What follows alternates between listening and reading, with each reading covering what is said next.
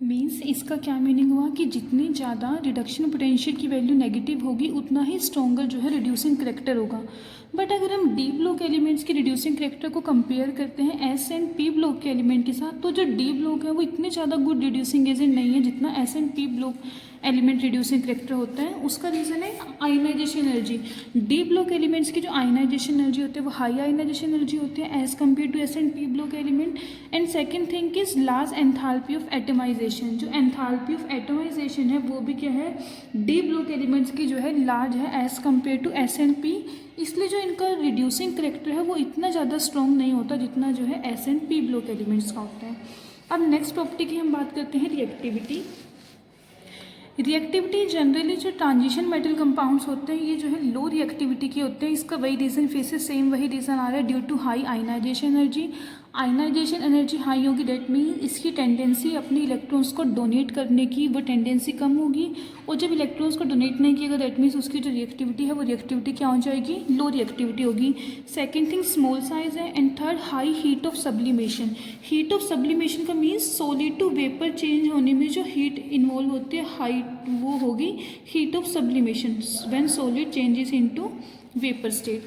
तो जो D block elements हैं उनकी जो हीट ऑफ सब्लिमेशन है वो भी हाई होती है, और उसका नेचर क्या है, उसका रीज़न क्या है, because of the presence of covalent bonding. इनके जो कंपाउंड होते हैं उसमें कोवलेंट बॉन्ड होती है, और ये हम सबको पता है कि कोवलेंट बॉन्ड में जो है स्ट्रॉन्गेस्ट फोर्सेज ऑफ अट्रैक्शन होते हैं, स्ट्रॉन्ग बॉन्ड होती है, जिसकी वजह से जो है इसकी सब्लिमेशन की जो हीट है वो क्या होगी, हाई होगी, और इसी वजह से जो इनकी रिएक्टिविटी है वो रिएक्टिविटी क्या होगी, कम होगी। और सेकेंड वे में हम क्या कहें कि जो डी ब्लॉक एलिमेंट्स होते हैं वो क्या होते हैं, अनरिएक्टिव होते हैं। थर्ड नेक्स्ट जो आती है property oxidation state. Transition metals जो है, ट्रांजिशन एलिमेंट जो है वो वेरिएबल का मीन्स एक से ज़्यादा अलग अलग ऑक्सीडेशन स्टेट शो करते हैं। उसका रीज़न क्या है, इनर n-1d इलेक्ट्रॉन्स कि इस केस में जो फीलिंग होती है वो ns ऑर्बिटल में तो होती है फीलिंग, इसके साथ साथ जो है एडिशनल जो हमारे पास है n-1d ऑर्बिटल दोनों में फीलिंग होती है। जैसे सपोज करो मैं कोई कंपाउंड एलिमेंट लेके चलती हूँ टाइटेनियम। टाइटेनियम का एटॉमिक नंबर होता है 22, आर्गन 18, 3d2, 4s2 इसकी कॉन्फ़िगरेशन है। अब अगर हम बात करते हैं टाइटेनियम इन +2 ऑक्सीडेशन स्टेट, +2 ऑक्सीडेशन स्टेट में क्या होगा, जो 4s ऑर्बिटल है इसकी जो एनर्जी है वो हाई होती है एज़ कम्पेयर टू 3d। तो इसके जो 4s वाले इलेक्ट्रॉन्स हैं ये दोनों के दोनों इलेक्ट्रॉन जो है वो रिमूव हो जाएंगे और उसकी कॉन्फ़िगरेशन आ जाएगी 3d2। सिमिलर वे में अगर हम बात करते हैं टाइटेनियम 3 पॉजिटिव की, अब 3 पॉजिटिव वाले केस में क्या होगा, जो इसका 3d में इलेक्ट्रॉन है इसमें से एक इलेक्ट्रॉन रिमूव हो जाएगा, इसकी कॉन्फ़िगरेशन हो जाएगी 3d1। तो इस तरीके से जो है दोनों के दोनों ऑर्बिटल जो है ऑलमोस्ट इक्वल एनर्जी के हैं, ऑलमोस्ट कंपेरेबल एनर्जी है दोनों की, जिसकी वजह से जो है वेरिएबल ऑक्सीडेशन स्टेट शो करेंगे। टाइटेनियम जो है वो +2 ऑक्सीडेशन स्टेट भी शो कर सकता है, +3 ऑक्सीडेशन स्टेट भी शो करेगा, और इवन अगर कहीं रिक्वायरमेंट हुई तो ये जो है अपना ये वाला इलेक्ट्रॉन लूज करके ये +4 ऑक्सीडेशन स्टेट को भी शो करेगा। तो इनकी जो ऑक्सीडेशन स्टेट होती है वो क्या होगी, वेरिएबल ऑक्सीडेशन स्टेट होगी, अलग अलग इनके जो है ऑक्सीडेशन स्टेट होंगे, डिफरेंट ऑक्सीडेशन स्टेट में जो है ये एग्जिस्ट करेंगे। अब आगे बात करते हैं ऑक्सीडेशन स्टेट जो है डिफरेंट स्टेट जिनमें एग्जिस्ट कर रहे हैं उनकी रिलेटिव स्टेबिलिटी की, कौन सी स्टेट जो है वो स्टेबल होगी वो डिपेंड करता है आयनाइजेशन एनर्जी के ऊपर। Lesser the ionisation energy greater is the thermodynamic stability of the compound in that particular oxidation state. Ionisation energy जितनी ज़्यादा लेस होगी, आयनाइजेशन एनर्जी कम है दैट मीन्स वो अपने जो आउटरमोस्ट शेल के इलेक्ट्रॉन है उनको ईजिली लूज कर देगा, और जब इलेक्ट्रॉन जो है ये अपने ईजिली दे रहा है इसका मतलब उसकी जो है ऑक्सीडेशन स्टेट क्या है वो स्टेबल होगी। अब जैसे यहाँ पे दो एलिमेंट है मेरे पास, एक है निकल और एक है प्लेटिनम। अगर हम इन दोनों की देखिए +2 ऑक्सीडेशन स्टेट, अगर निकल चेंज होता है निकल +2 में तो इसकी जो आयनाइजेशन एनर्जी है, ये जो आयनाइजेशन एनर्जी है ये सम है first ionization energy plus second ionization energy, ये होती है 2.49 × 10⁻³ kilo joule mole inverse. Similar में अगर हम प्लेटिनम की चेक करें इन +2 ऑक्सीडेशन स्टेट, इसकी जो आयनाइजेशन एनर्जी है वो है 2.66। अब इन दोनों में से जो निकल है, निकल की जो आयनाइजेशन एनर्जी है first and second ionization energy वो क्या है, लो है एज कम्पेयर टू प्लेटिनम। तो हम यहाँ पे क्या कह सकते हैं कि जो निकल +2 कॉम्प्लेक्स होगा वो क्या होगा, थर्मोडाइनमिकली मोर स्टेबल होगा as compare to platinum 2 complex. Thermodynamic more stable as compared to platinum +2। अब इसी तरीके से जो है हम स्टेबिलिटी चेक कर सकते हैं, आयनाइजेशन एनर्जी चेक करेंगे। आयनाइजेशन एनर्जी जिसकी जितनी ज़्यादा कम होगी, थर्मोडायनेमिक स्टेबिलिटी जो है उस ऑक्सीडेशन स्टेट की उतनी ही ज़्यादा होगी। तो जो निकल है वो +2 ऑक्सीडेशन स्टेट में ज़्यादा स्टेबल है as compare to platinum. Second जो फैक्टर आता है वो होता है इलेक्ट्रोड पोटेंशियल। इलेक्ट्रोड पोटेंशियल हमारे पास दो तरीके से होता है, ऑक्सीडेशन पोटेंशियल या फिर रिडक्शन पोटेंशियल। अब यहाँ पे हम बात करते हैं रिडक्शन पोटेंशियल की। जितना ज़्यादा रिडक्शन पोटेंशियल जो है वो लोअर होगा, greater is the stability of that oxidation state. Lower the reduction potential, greater is the stability. For example copper जो है वो 2 ऑक्सीडेशन स्टेट में एग्जिस्ट करता है, कॉपर +1 एंड कॉपर +2। अगर मैं कॉपर +1 का रिडक्शन पोटेंशियल देखूँ तो वो वैल्यू है 0.52। सिमिलर वे में कॉपर +2 का जो रिडक्शन पोटेंशियल है उसकी वैल्यू है 0.34। अब इन दोनों में से जो 0.34 वाली वैल्यू है वो क्या है, लोअर वैल्यू है। दैट मीन्स कॉपर की जो +2 ऑक्सीडेशन स्टेट है वो ऑक्सीडेशन स्टेट जो है वो मोर स्टेबल होगी as compare to copper +1 oxidation state. Basically वैसे तो एक नेचर ऑफ सॉल्वेंट फैक्टर भी होता है थर्ड, जिसके ऊपर डिपेंड करता है, बट इंपॉर्टेंट जो फैक्टर हम लेके चलते हैं वो 2 फैक्टर लेके चलते हैं। First is ionization energy and second is electrode potential. Ionization energy जितनी ज़्यादा कम होगी उतना ही उसकी जो वैल्यू है ऑक्सीडेशन स्टेट की स्टेबिलिटी है वो उतनी ही ज़्यादा होगी। सिमिलर वे में इलेक्ट्रोड पोटेंशियल, रिडक्शन पोटेंशियल, जितनी ज़्यादा रिडक्शन पोटेंशियल की वैल्यू कम होगी उतनी ही उस कॉम्प्लेक्स की जो स्टेबिलिटी है वो स्टेबिलिटी क्या होगी, ज़्यादा होगी। जो ऑक्सीडेशन स्टेट की स्टेबिलिटी है वो सॉल्वेंट के ऊपर भी डिपेंड करती है, नेचर ऑफ सॉल्वेंट के ऊपर। नेचर ऑफ सॉल्वेंट का मीन्स अलग अलग कंडीशंस में जो है, जैसे फॉर एग्जाम्पल क्रोमियम है, क्रोमियम की हमारे पास 2 ऑक्सीडेशन स्टेट होते हैं, एक तो होते हैं क्रोमियम +2 और एक होता है क्रोमियम +3 में। अब अगर हम बात कर रहे हैं सॉल्वेंट की, यहाँ पे अगर हम सॉल्वेंट यूज़ कर रहे हैं वाटर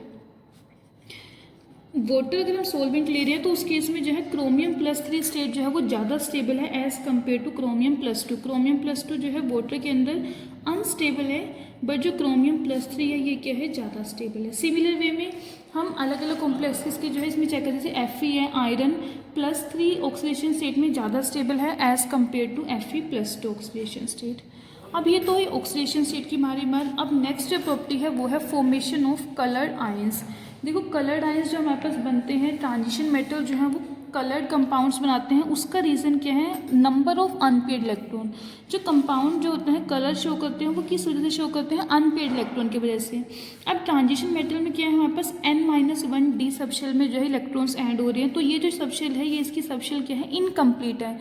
इनकम्प्लीट सबशेल है तो इसके अंदर जो है नंबर ऑफ अनपेड इलेक्ट्रॉन्स होंगे, और जैसे ही हम कोई लाइट इसके ऊपर रेडिएट कराएंगे तो वो जो अनपेड इलेक्ट्रॉन्स है वो ग्राउंड स्टेट से जो है एक्साइटेड स्टेट में चले जाएंगे उस एनर्जी को एब्सॉर्ब करके। एक्साइटेड स्टेट जो होती है उसकी स्टेबिलिटी कम होती है, तो कुछ टाइम बाद जब वो रिटर्न होंगे ग्राउंड स्टेट में तो वो जो है कॉम्प्लीमेंट्री कलर शो करेंगे। मीन्स कॉम्प्लीमेंट्री का मतलब जैसे हमारे पास कलर व्हील होता है, violet, blue, green, yellow, orange and red. White light जो है इन कलर से मिलकर बनी होती है। अब किसी कंपाउंड ने अगर वॉयलेट कलर को एब्सॉर्ब किया तो वॉयलेट का कॉम्प्लीमेंट्री कलर क्या होगा, येलो। सिमिलर वे में ब्लू का कॉम्प्लीमेंट्री कलर क्या होगा, ऑरेंज, एंड ग्रीन का कॉम्प्लीमेंट्री कलर होगा रेड। कि जब वो वाइट लाइट को एब्सॉर्ब करेगा, अगर सपोज करो वॉयलेट लाइट की उसको ऑब्जॉर्ब कर रहा है, तो जब वो रिटर्न होगा एक्साइटेड स्टेट से ग्राउंड स्टेट में तो वो क्या करेगा, येलो कलर को जो है ट्रांसमिट करेगा। तो यहाँ पे जो हमें कलर कंपाउंड का नजर आएगा वो कौन सा आएगा, येलो। और ये किस वजह से है, नंबर ऑफ अनपेड इलेक्ट्रॉन्स की वजह से। अब डी ब्लॉक में जो है N-1d सबशेल जो है वो इनकम्प्लीट है। इनकम्प्लीट है दैट मीन्स यहाँ पे अनपेड इलेक्ट्रॉन्स प्रेजेंट है, इसीलिए जो ट्रांजिशन मेटल कंपाउंड्स हैं वो क्या है, कलर्ड आयन शो करते हैं। अब नेक्स्ट प्रॉपर्टी की बात करते हैं, मैग्नेटिक प्रॉपर्टीज। मैग्नेटिक प्रॉपर्टीज होती है किसी भी कंपाउंड की, वो किस चीज़ का मेजर है, नंबर ऑफ अनपेड इलेक्ट्रॉन्स। कितने नंबर ऑफ अनपेड इलेक्ट्रॉन है, मेनली जो है ये 2 टाइप से होते हैं। फर्स्ट सब्सटेंसेस होते हैं पैरामैग्नेटिक सब्सटेंसेस। पैरामैग्नेटिक सब्सटेंसेस का मतलब क्या होगा, substances which are attracted by magnetic field. ऐसे सब्सटेंसेस जो मैग्नेटिक फील्ड की साइड पे अट्रैक्ट होंगे उनको हम बोलते हैं पैरामैग्नेटिक सब्सटेंसेस। और ये जो करैक्टर है, ये करैक्टर अराइज होता है due to the presence of unpaired electrons in the atomic orbital. Paramagnetic substances means which are attracted by the magnetic field, और ये होगा किस वजह से, प्रेजेंस ऑफ अनपेड इलेक्ट्रॉन। जितने ज़्यादा नंबर ऑफ अनपेड इलेक्ट्रॉन्स होंगे उतना ही पैरामैग्नेटिक सब्सटेंस जो है उसका पैरामैग्नेटिक करैक्टर जो है ज़्यादा होगा। सिमिलर वे में जो सेकंड टाइप होते हैं वो होते हैं डायामैग्नेटिक सब्सटेंसेस। डायामैग्नेटिक सब्सटेंसेस का means substances which are repel by the magnetic field. substances which are repelled by the magnetic field, these are known as diamagnetic substances। और ये जो करेक्टर है ये अराइज होगा due to the presence of paired electrons in the atomic orbital. Paramagnetic character जो होता है वो अनपेयर्ड इलेक्ट्रॉन्स की वजह से होता है, और जो सब्सटेंस का डायमैग्नेटिक बिहेवियर होता है वो होता है पेयर्ड इलेक्ट्रॉन्स की वजह से। और ये जो डायमैग्नेटिक सब्सटेंसेस होते हैं ये मैग्नेटिक फील्ड से क्या होंगे, रिपेल होंगे, और ये करेक्टर अराइज होगा due to the presence of paired electrons. अब जो हमारे पास ये करेक्टर होता है पैरामैग्नेटिक करेक्टर, इसको अगर हम कैलकुलेट करते हैं तो हमारे पास जो वैल्यूज़ होती है थ्योरेटिकली वैल्यूज़ और जो ऑब्जर्व वैल्यूज़ होती हैं उनमें जो है वो एग्री नहीं करती, मीन्स आपस में जो है उनके अंदर कुछ डिसिमिलैरिटीज़ है। उसका रीज़न क्या है कि जो हमारे पास मैग्नेटिक मोमेंट होता है वो जो अराइज होता है वो किस वजह से होता है, स्पिन की वजह से होता है। बेसिकली इसमें जो है दो फैक्टर आते हैं, एक तो आता है स्पिन कॉन्ट्रीब्यूशन और सेकेंड आता है ऑर्बिटल कॉन्ट्रीब्यूशन। ये भी आप आगे जाके हायर क्लासेज में डिटेल में पढ़ोगे। यहाँ पे जो बात की है कि जो हमारे पास थ्योरेटिकल वैल्यू है मैग्नेटिक फील्ड की मोमेंट की और ऑब्जर्व वैल्यू जो है वो आपस में मैच नहीं कर रही है। उसका रीज़न क्या है कि जो हमारे पास वैल्यू है उसमें जो है सिर्फ हम स्पिन कॉन्ट्रीब्यूशन को इन्वॉल्व करेंगे, ऑर्बिटल कॉन्ट्रीब्यूशन उसमें इन्वॉल्व नहीं है। और इसका जो फॉर्मूला होता है मैग्नेटिक मोमेंट को निकालने का, वो फॉर्मूला क्या है, म्यू एस का मतलब है magnetic moment due to spin only. Electron के जो है स्पिन की वजह से जो होगा under the root n into n plus two. N यहाँ पे क्या होगा, number of unpaired electrons, n is equal to number of unpaired electrons. और ये bm जो लिखा है मैंने b.m, इसका मतलब है बोर मैग्नेटन। ये मैग्नेटिक मोमेंट्स के यूनिट्स होते हैं। अब जैसे सपोज करो मेरे पास फिर से कोई कॉम्प्लेक्स एग्जाम, जैसे कॉम्प्लेक्स है टाइटेनियम +3 कॉम्प्लेक्स है। अब टाइटेनियम 3+3 का मतलब क्या होगा, इसकी जो कॉन्फ़िगरेशन होगी वो कॉन्फ़िगरेशन होगी 3d1। 3d सबशेल में सिर्फ एक इलेक्ट्रॉन है। अब ये फॉर्मूला इस पर अप्लाई करेंगे, mu s is equal to under the root n. N क्या है यहाँ पे, नंबर ऑफ अनपेयर्ड इलेक्ट्रॉन, यहाँ पे अनपेयर्ड इलेक्ट्रॉन एक है तो एन की वैल्यू हो जाएगी 1 इंटू 1 + 2, तो इसकी वैल्यू आ जाएगी अंडर द रूट 3 और 1.73 बोहर मैग्नेटन। तो ये आ जाएगी इसकी वैल्यू, मैग्नेटिक मोमेंट की वैल्यू। इस तरीके से जो है हम पैरामैग्नेटिक सब्सटेंसेस जो है उनके जो है मैग्नेटिक मोमेंट को जो है कैलकुलेट कर सकते हैं। अब जैसे हमारे पास पैरामैग्नेटिक सब्सटेंसेस होते हैं, डायमैग्नेटिक सब्सटेंसेस होते हैं। कुछ सब्सटेंसेस जो होते हैं फॉर एग्जांपल आयरन मेटल है, आयरन ऑक्साइड है, वो क्या होते हैं, हाईली मैग्नेटिक होते हैं, और उन सब्सटेंसेस को हम बोलते हैं फेरोमैग्नेटिक सब्सटेंसेस। फेरोमैग्नेटिक सब्सटेंसेस कौन से होते हैं, which are highly magnetic, for example iron oxide, ferric oxide, iron oxide हुआ, आयरन मेटल जो है ये हाईली मैग्नेटिक होते हैं, और इसीलिए इन सब्सटेंसेस को हम बोलते हैं फेरोमैग्नेटिक सब्सटेंसेस। अब जब हम सॉलिड स्टेट में बात कर रहे हैं, इन मेटल आयंस के जो फेरोमैग्नेटिक सब्सटेंसेस के मेटल आयंस हैं इनको ग्रुपिंग करें इनकी एक साथ, तो जो स्मॉल रीजन बनेगा उस स्मॉल रीजन को हम बोलते हैं डोमेन। और ये जो डोमेन्स होते हैं ये डोमेन्स एक्ट करेंगे as a tiny magnet. Tiny magnet means small piece of magnet. और इन टेनी मैग्नेट को अगर हम मैग्नेटिक फील्ड में रखेंगे तो मैग्नेटिक फील्ड में रखने से ये जो डोमेन्स हैं ये क्या होंगे, अपने आप को ओरिएंटेड कर लेंगे मैग्नेटिक फील्ड के डायरेक्शन में। जैसे ही हम इन टेनी मैग्नेट्स को मैग्नेटिक फील्ड में रखेंगे तो इनके जो डोमेन्स होंगे ये get oriented in the direction of magnetic field. अब जो वो डायरेक्शन में जो है अलाइनमेंट जो है वो किस तरीके से होगी, वो अलग अलग 3 टाइप में जो है सब्सटेंसेस डिवाइड होते हैं। जैसे फेरोमैग्नेटिक सब्सटेंसेस, फेरोमैग्नेटिक सब्सटेंसेस में क्या होगा कि जो डोमेन्स है इनकी जो अलाइनमेंट है वो सभी जो है एक ही डायरेक्शन में होगी। मीन्स इसको बोलेंगे spontaneous alignment of magnetic moment of domains in the same direction. सारे के सारे जो है एक ही डायरेक्शन में होंगे, तो इस सब्सटेंसेस को हम बोलेंगे फेरोमैग्नेटिक सब्सटेंसेस, या फिर इसको बोलते हैं हम फेरोमैग्नेटिज्म। सिमिलर वे में सेकेंड टाइप के सब्सटेंसेस जो है एंटी फेरोमैग्नेटिक। एंटी फेरोमैग्नेटिक का यहाँ पे मीन क्या है कि जो इनकी डायरेक्शन जो है अपोजिट होगी। इनकी जो जैसे ये फर्स्ट में लाइन में बनाई सबकी डायरेक्शन ये वाली डायरेक्शन है, सेकंड में इस साइड डायरेक्शन हो जाएगी, थर्ड में फिर से डायरेक्शन है, फोर्थ में डायरेक्शन है। तो ये आपस में क्या करें, एक दूसरे की जो मैग्नेटिक मूवमेंट है उससे जो है कैंसिल कर देंगे। एक दूसरे के मैग्नेटिक मूवमेंट को कैंसिल करेंगे तो यहाँ पे जो नेट मैग्नेटिक मूवमेंट है वो कितनी हो जाएगी, 0 हो जाएगी। ऐसे सब्सटेंसेस को जिसकी नेट मैग्नेटिक मूवमेंट 0 हो जाएगी उनको हम बोलते हैं anti ferromagnetic substances. And third जो टाइप के होते हैं वो होते हैं फेरीमैग्नेटिक। फेरीमैग्नेटिक में क्या होगा, जो डोमेन्स होंगे इनकी जो अलाइनमेंट है वो पैरेलल और एंटी पैरेलल डायरेक्शन में होंगी बट अनइक्वल नंबर में होगी। यहाँ पे भी जो फर्स्ट केस जो था एंटी फेरोमैग्नेटिक का, यहाँ पे भी पैरेलल और एंटी पैरेलल थे, बट वो इक्वल थे नंबर में। अगर हमारे पास 2 पैरेलल है तो 2 ही एंटी पैरेलल है, बट इस केस में क्या है, अनइक्वल नंबर में होंगे पैरेलल और एंटी पैरेलल। और यहाँ पे क्या है, कुछ ना कुछ नेट मैग्नेटिक मोमेंट होगा, सारे कैंसिल नहीं होंगे, कुछ नेट मैग्नेटिक मोमेंट यहाँ पे रह जाएगा। तो इन सब्सटेंसेस को हम बोलते हैं फेरी मैग्नेटिक सब्सटेंसेस। मैग्नेटिक प्रॉपर्टी इसका पूरा होगा। जो नेक्स्ट प्रॉपर्टी है वो है टेंडेंसी टू फॉर्म कॉम्प्लेक्सेस। जो ट्रांजिशन एलिमेंट्स होते हैं इनकी काफ़ी ज़्यादा टेंडेंसी होती है कॉम्प्लेक्सेस बनाने की। इसके जो रीज़न है basically due to the small size of atom and ion. Transition metal के जो एटम होते हैं और आयन से होते हैं उनका स्मॉल साइज होते हैं। Second thing high nuclear charge, and third is availability of vacant D orbitals. जो ट्रांजिशन मेटल है उनका जो डी ऑर्बिटल है वो वैकेंट है। वैकेंट होने की वजह से जो है इनकी जो टेंडेंसी है कॉम्प्लेक्स फॉर्म करने की, वो टेंडेंसी क्या होगी, ज़्यादा टेंडेंसी होगी। और जो बॉन्ड होगी इनके बीच में ट्रांजिशन मेटल और जिन कॉम्प्लेक्सेस मीन्स जिनके साथ ये बॉन्ड बनाएंगे उनको हम बोलते हैं लिगेंड्स।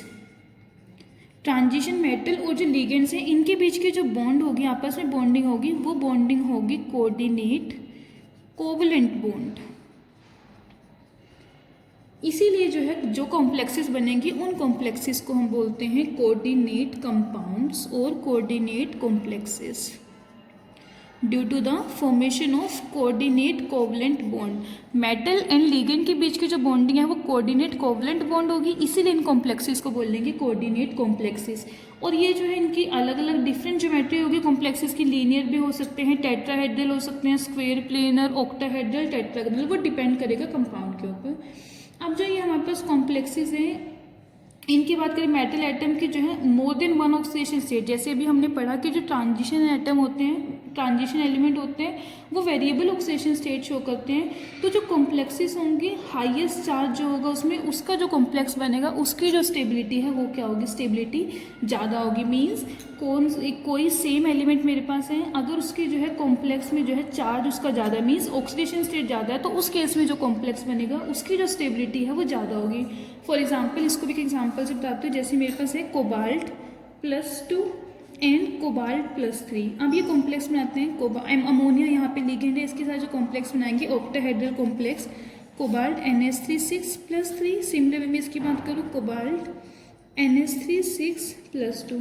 तो इनमें से जो कोबाल्ट का +3 ऑक्सीडेशन में स्टेट में कॉम्प्लेक्स है, ये जो कॉम्प्लेक्स है ये मोर स्टेबल है as compare to cobalt +2 complex. ये जो है ये अनस्टेबल होगा। क्लियर मीन्स कि जो कॉम्प्लेक्सेस बन रहे हैं हमारे पास मेटल कॉम्प्लेक्सेस, उसमें अगर मेटल जो है वेरिएबल ऑक्सीडेशन स्टेट शो करता है तो उसमें से जो हाईएस्ट ऑक्सीडेशन स्टेट होगी, हाईएस्ट चार्ज वाला जो कॉम्प्लेक्स होगा, वो जो कॉम्प्लेक्स है वो क्या होगा, मोर स्टेबल होगा as compare to less oxidation state. अब जो नेक्स्ट प्रॉपर्टी है बात करते हैं formation of interstitial compounds. Interstitial compound जो ट्रांजिशन मेटल्स होते हैं वो इंटरस्टिशियल कंपाउंड्स बनाते हैं एलिमेंट्स के साथ, नॉन ट्रांजिशन एलिमेंट्स के साथ, लाइक हाइड्रोजन हुआ, बोरोन हुआ, कार्बन एंड नाइट्रोजन। अब ये जो हमारे पास नॉन मेटेलिक एलिमेंट है इन सभी का जो साइज होता है वो स्मॉल होता है। स्मॉल साइज होने की वजह से ये जो एलिमेंट्स हैं ये ईजिली जो ट्रांजिशन मेटल एटम की लैटिस है उनमें जो है ईजिली ट्रैप हो जाएंगे और उनके बीच में जब ये इंटरस्पेशियल स्पीसीज जो है वो फिल हो जाएंगे, जो ट्रांजिशन मेटल कंपाउंड होगा वो क्या होगा, हार्ड एंड रिजिड हो जाएगा।